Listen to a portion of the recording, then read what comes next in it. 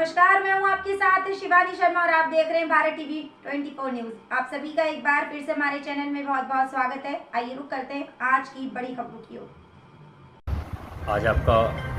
आज आपका औरैया दौरा रहा, इसमें गौशाला का निरीक्षण किया, क्या देखा क्या? अभी हम लोगों ने सोत्रा गौशाला का निरीक्षण किया है। वहाँ काफ़ी गौचर भूमि है और वहाँ एक एनजीओ जो संतोष गुप्ता जी हैं, उसको उन्होंने लेकर उस पर काम करना शुरू किया है। अभी पूरे हमारे माननीय मुख्यमंत्री जी योगी जी, उनके नेतृत्व में गाय जो निराश्रित जिसको कहते थे, अब वो गाय निराश्रित नहीं रही। अब उसके गोबर और गौमूत्र से पूरे उत्तर प्रदेश की हालत बदलेगी। और ये जो गौमाता है, अभी तक हम लोग केवल दूध की चर्चा करते थे, लेकिन वास्तव में गाय के पास जो वरदान के रूप में तो गोबर है, इसको गौमय बस्ते लक्ष्मी जिसको कहा गया है। और जो गौमूत्र है, आज पूरे दुनिया के अंदर कैंसर का कोई इलाज नहीं, लेकिन जो गौमाता के पास गौमूत्र है, तो ऐसा जो असाध्य रोग है उसका भी इलाज गौमूत्र से संभव है। माने गौमूत्र का सेवन करने वाला वो कभी कैंसर जैसी असाध्य बीमारी से लड़ सकता है, उसे कैंसर होता नहीं है। ऐसा पूरा ये सब चीज़ सामने आई है।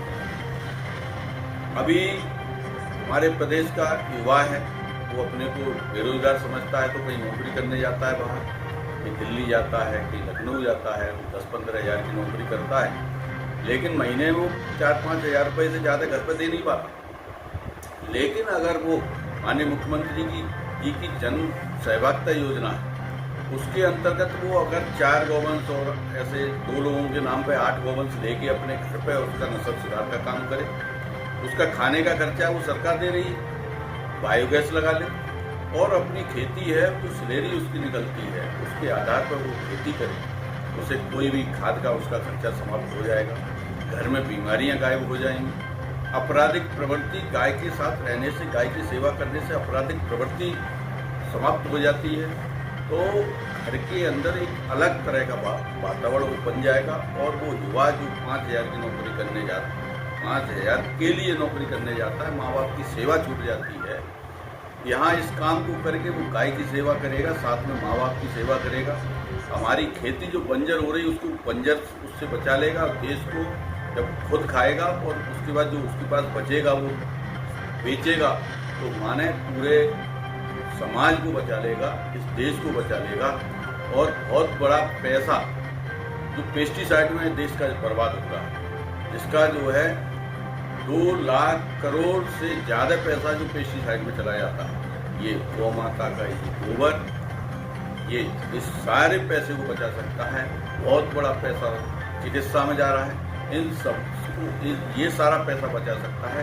देश स्वस्थ हो सकता है। जब देश स्वस्थ होगा तो हमारा देश आगे बढ़ेगा। तो निश्चित रूप से जो गौ माता है हमारी बहुत ही अकल्पनीय है। तो इसके बारे में जितना समझा जाए उतना कम है।